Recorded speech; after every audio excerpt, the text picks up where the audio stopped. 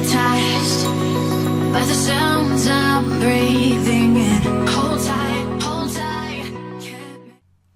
Welcome to today's whiteboard lesson on real estate investing. My name is Nick Foy, the founder of Under30Wealth.com and this YouTube channel. I upload videos every single day for you guys, giving away as much free knowledge as I can to help you get started investing and building wealth young in life. So this is, definitely a channel for you if you're into that money, personal finance, investing, trying to be entrepreneurial. Hit that subscribe button, hit the bell button to turn on notifications. Like I said, I upload a video every single day, so I don't want you to miss it. And today's video, we're going to be getting into a strategy called the BRRRR method, which is an acronym. It's BRRRR. So basically, what you start out doing, if I write out the acronym here, is you're buying a rental property. So you're going to make the purchase. Then you're going to have to go in and renovate it. So you're going to buy it all cash, and the bank's not going to loan usually when they're in really rough shape. So you have to go in, renovate it. Then you could put a tenant in it, so rent it out. And then from there, you can go to the bank and get refinance. So they'll put a mortgage on the property for you. You'll be able to pull out the money that you'd bought it with in all cash. And then you can repeat this process. So that's the acronym here. If we, kind of circle it. So it's called the BRRRR method, BRRRR, for buy, renovate, rent, refinance, repeat. Okay, so I want to just do some math examples to show you why this is an effective strategy that a lot of real estate investors use to build wealth over the long term. So to make math simple, we're going to target houses that are worth, we'll say that they're worth $200,000. So this is the after repair value, what's known as the ARV, after repair value. And we're going to say on average that we try buying these houses for $75,000 cash.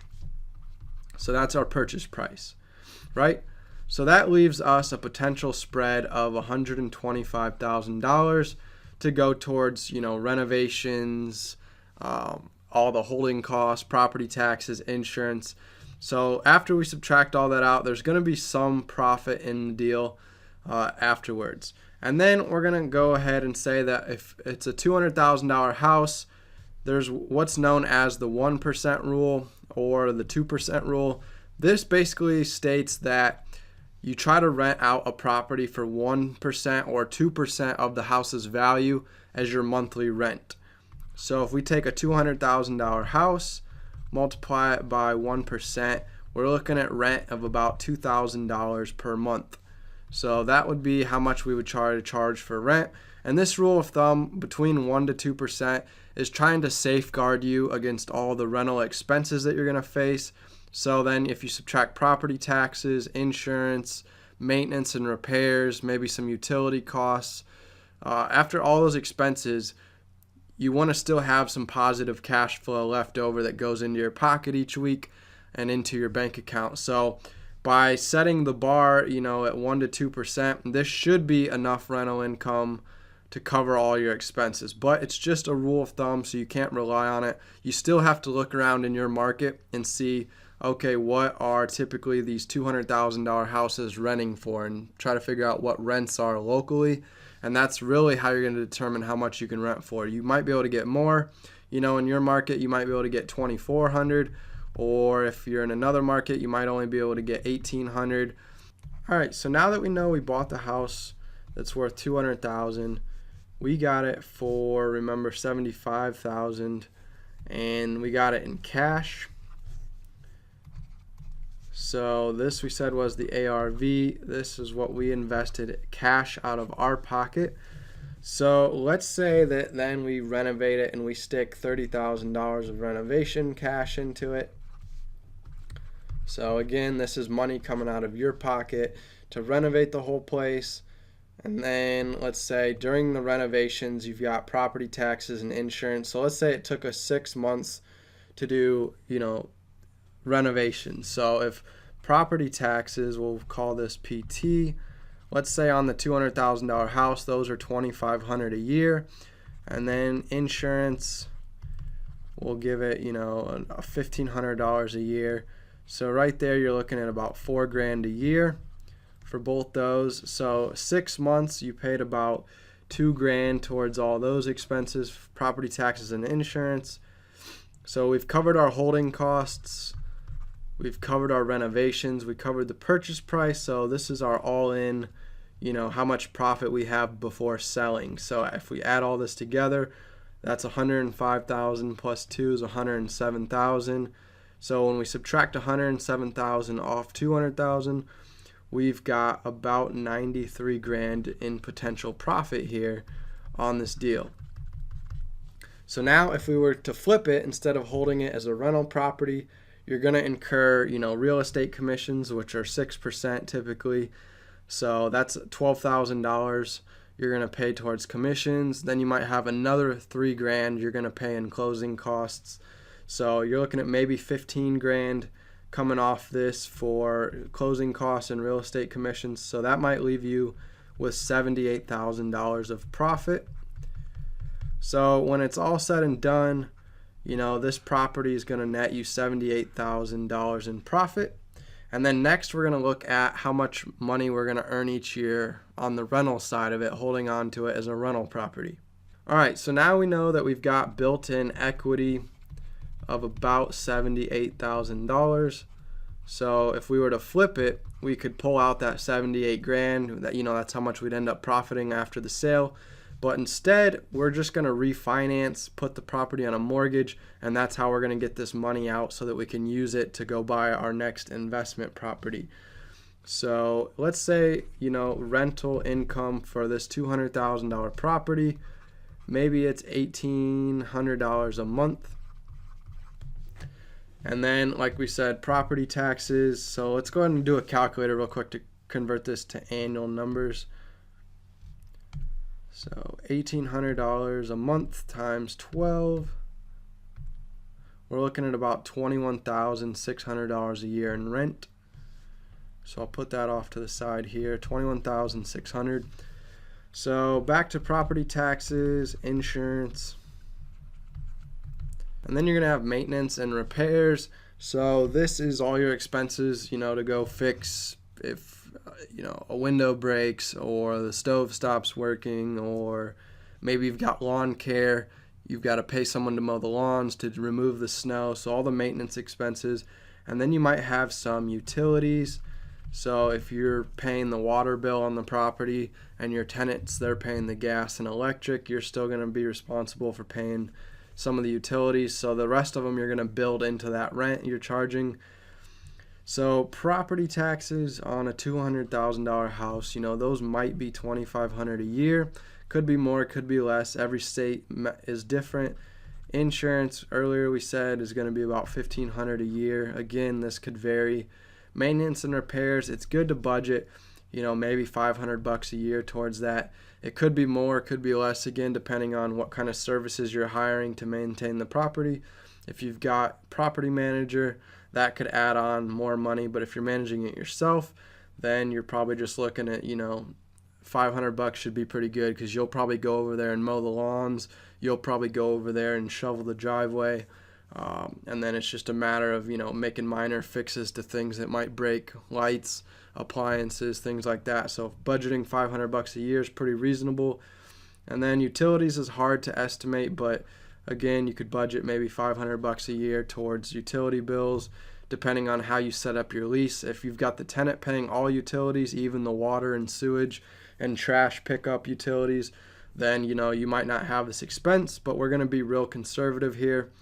So I wrote this out on the wrong side, but I'll go ahead and get a new screen in a moment. So adding all this together, we're looking at about $5,000 a year in expenses, because you've got $4,000 for property taxes and insurance, and then you've got another $1,000 to go towards maintenance, repairs, and utilities. All right, so reworking the numbers, if you're collecting, we said $21,600 a year, you're looking at maybe $5,000 a year in expenses on the property. Again, this might be low, it might be just right. It just depends. The numbers we're throwing out there are just made up random estimates. It could probably be higher than this, but going off these numbers just to show you how the math works. So you're going to have about $16,600 of net income each year from this rental property, and then that's going to go towards your mortgage, because remember, we're going to refinance. So let's say that we get the place all fixed up. The bank comes out, they have an appraiser who values it at $200,000. So that's what we were estimating the ARV to be at. So let's say the appraisal confirms that, and the bank says, we'll loan up to 70% of the ARV, or the loan to value. The LTV is kind of the term that they give it. So if they value it at $200,000, they're going to only loan up to 70%. So they're going to offer you a loan at $140,000. So it's up to you if you want to max out as much of the loan as you can, or if you don't want as much leverage. So just going off, this $140,000, let's go ahead and head over to a mortgage calculator and see how much your monthly loan payments and annual loan payments would be on a $140,000 mortgage. All right, so here we are with the mortgage calculator. So I just typed it into Google. It brings up one here that's going to calculate everything for us. So let's say we do go ahead and max out and get that $140,000 mortgage on the property. That means the bank's going to give you $140,000 back so that you can take that check, put it in your bank account, and now you've got funds available to go buy the next property with. And then now you've got $60,000 of equity still in the property, and then you've got a $140,000 mortgage you got to start paying off. So that money is going to allow you to go buy the next property, and your rental income is going to start paying off that mortgage for you, so that you don't have to come out of pocket personally to pay down that mortgage. So let's say you're at a 4% interest rate over 30 years. You're going to look at $668 per month in mortgage payments. So if we pull up a calculator here, we'll go ahead and multiply $668 a month times 12, and that's going to get us $8,000 a year towards our mortgage. All right, so here's how much our net income would be after subtracting out the mortgage of $8,000. So we'd have about $8,600 in net income each year, and that's going to go in our pocket in the bank account. And once that starts accumulating, it's going to help add on to how quickly you can go buy those next properties. So now let's move on, showing you kind of how all the math works. So we've done a lot of different slides with different numbers. So this next slide, we're going to put it all together so that it kind of clicks and it all makes sense of how the cash and the money would be moving and the timing of everything. Okay, so starting off, we bought the property for $75,000. Remember, that's how much money we had to have out of pocket. So whether you have the money or you partner with an investor who's got the money, maybe you're an 18 or 19-year-old that's trying to get into real estate investing. You don't have that kind of money saved yet because you haven't started working a job. So you go to a family member or another investor that you're friends with that has that money. So they're the ones that put down the $75,000 to buy the house. Then they had another $30,000 they came out of pocket with to go towards all the renovations. And then during that time, you've got bills you're paying. You've got the property tax bill you had to pay online. You had to pay the insurance company. You had to pay utilities, lights, gas, water, sewer while you were renovating the place. So I think earlier we estimated that at $2,000. It might be more than that. But all in all, you had to have about $107,000 of cash to get the property all renovated before you could refinance and get your money back out of the deal. So then we went to the bank and they valued the property at $200,000, and they said, we'll give you a loan for $140,000. So now you put in $107,000 and the bank's giving you back $140,000. So $33,000 of that, is technically the equity in the property since it's worth $200,000. Remember that we said our all-in costs was about $107,000 plus we added on closing costs to sell and all that. But for the meantime, we have about $93,000 of equity in the property. So this $200,000 minus the $107,000 in expenses that we put into the property so far, that leaves us a profit of $93,000. But then remember, there's going to be about $15,000 in closing costs. So our true profit on this deal is going to be $78,000. So this was, our true profit. So we put 107 in, the bank gave us back 140. So that means that, we end up $33,000 extra. So we got our 107 back, plus the bank gave us 33, which technically that's kind of coming out of your equity here, because you had about 78 grand in equity in the property. So you're getting about 33 of that out now, and then the rest of it's kind of staying in. So later when you go to sell the property, you'll pay off that mortgage and you'll get the rest of that equity out. But in the meantime, you're pulling some of this equity out now, along with your original money that you put into the property to fix it up. So you've got 140 grand now to go move on to the next property with. All right, so now your bank account is sitting at a nice 140 grand. So again, let's say we repeat the exact same process and you buy, a house for 75 grand. So obviously you're going to need then, let's say it's pretty much we'll use a cookie cutter example where it's just an exact replica. There's no two deals that are going to be exactly the same, but just to make, the numbers and the whole scenario make sense. Let's say this property again cost you the 30 grand to renovate it, and you have the $2,000 again in holding costs. So again, you put out $107,000 on property number 2 coming out of your bank account. So now your bank account has got, that $33,000 still in it. Plus, remember, each year you're collecting $8,400 from property number 1, or $8,600 I think it was, but who cares? So that's the rental income you're getting from property number 1. Here's the profits that you still have in your bank account that are left after you spend all this money on property number 2. So your bank account's going to keep growing. So now you've got $41,000 in it. So once this starts accumulating enough, you're going to eventually be able to use all this money to go buy another property, and it's going to start snowballing. So right now you can only buy one property at a time because you only have, $140,000 in that bank account. But over time, as you keep accumulating more and more profits from each deal you're buying and rental income, it's going to keep snowballing, and you're going to start buying 2 deals. So then you're going to have, another replica deal here where you're buying a property, renovating it, paying holding costs. So here, let's say this is year 3, you're able to buy property number 3 and property number 4. So year 1, you bought one property. Year 2, you bought the second one. Now you've been able to accumulate enough profits off your first 2 deals that you went out and used it to buy deal 3 and then buy deal 4. So that's how you keep building up a portfolio, and it just starts escalating from there. You'll be able to start buying 2, 3, 4 deals in 1 year. And remember the math. So like if we've got, house number 1, we've got house number 2, and then we'll say house number 3. So each of these houses, we've got only $140,000 mortgage on it. So we're only levered, 70%. So there's still the 60 grand of equity in the property.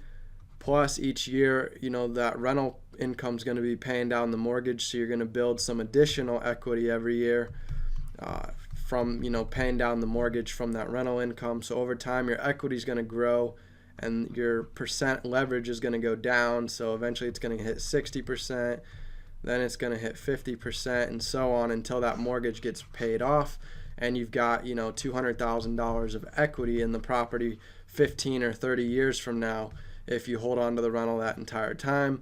And then rental property number 2 is only leveraged at 70%. And each time you buy these properties, we already showed you how the rental income covers the mortgage payment. So you don't have to worry, if you lose a tenant in one property, then you might still have to pay that mortgage. So eventually you're going to have enough net income coming in from your other properties to help support that property. So you've got net income from this property, net income from this property that can go into the bank account, and it's kind of is pooling up. So you're building up a stack of money in your bank account. So if this property ends up sitting vacant, you've got enough funds to still cover your mortgage payment for that house. So that's kind of the importance of not getting over leveraged, trying to stay at 70% or less. because if you over leverage, your mortgage payment's going to go up even more, and eventually, if your properties are sitting vacant, it's going to be tough to cover that mortgage payment. But that goes back to where we said, our bank account, after doing the first deal, if we bought another deal exact same and spent the exact same amount of money, we'd still have about 33 grand showing in that bank account. Plus, I told you how we'd be getting that $8,400 a year in rental income. That's net income after all expenses are paid off. So you're going to start pooling up money in your bank account that can go towards covering, the mortgage payments if one of your properties sits vacant. So it's always good to have cash on reserve here in case a property sits vacant and you have to cover the mortgage payment out of pocket. But ideally, you've got property 1, 2, and 3. So if property 1's producing net income of $8,400, property 2 is producing net income of $8,400, and I believe, what did we say our mortgage payment was? It's about $8,000 a year. So if this is producing no money because it's sitting vacant and you've got that $8,000 yearly mortgage, well, you don't have to worry about that because you've got 2 other properties that are bringing in $8,000 a year in net income that can help go towards that mortgage until you get this property rented back out. And then once it's rented back out, you'll start making, $8,000 a year from it, net income, because remember, these are doing about 16 grand, and then we're subtracting off the $8,000 mortgage, so that's what's leaving you with that $8,400 a year in net income. So that's what we call net income. All right, so to quickly recap, you're buying the property, so that's the B. Then you're renovating it, getting it ready to, lease. Once it's ready to go, you rent it out, you find a tenant. Once that tenant's in there paying you monthly rent, then you can go to the bank and get a mortgage because now you've got rental income coming in, and the bank's going to look at that and, they're going to be more willing to do a refinance. And you're kind of protecting yourself by doing this step first, so you get it rented out. Then when you go get the mortgage, you've got the income now to pay down the mortgage. If you did these steps in reverse, you understand what happens. You start paying a mortgage payment while the property sits vacant, so that doesn't make any sense. So rent it out first, then refinance, then repeat. So when we pull out that 140 grand from our first deal as an example, we can use that money to go find house number 2. So, depending on what you're targeting, what your criteria is, you could go find the next property might only cost $40,000. And then after renovating it and all that, you might only be in 60 grand. So that's going to still leave you with $80,000 we'll put up here.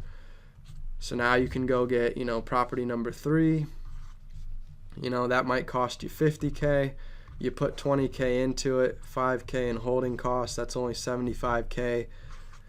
So you still leave yourself $5 grand in the bank account to try to cover mortgage payments and whatnot if any of these properties go vacant. So now you just went and bought property 2 and property 3 off your money from property 1. And then you refinance those to pull out money on them, and you can keep snowballing, buying more and more properties by keep refinancing out the money that you're putting into them. So thanks for watching today's video on the BRRRR investment strategy. Good old acronym called BRRRR: buy, renovate, rent, refinance, repeat. I'll also link to an article on my blog that I wrote about this same strategy if you want to check it out. And there's also a real estate investing course if you're brand new and you want to learn how to buy your first property, how to raise some capital if you don't have much money, maybe you have a bad credit score, or you want to learn how to wholesale or flip instead of doing rentals. Either way, this course covers everything you need to know about real estate investing, so that's linked below in the video description. Go ahead and check it out, and give me your feedback on today's video if there's anything that I should explain clear on this strategy. So thanks for watching. Hit that subscribe button, and I will see you guys tomorrow with a new upload every single day.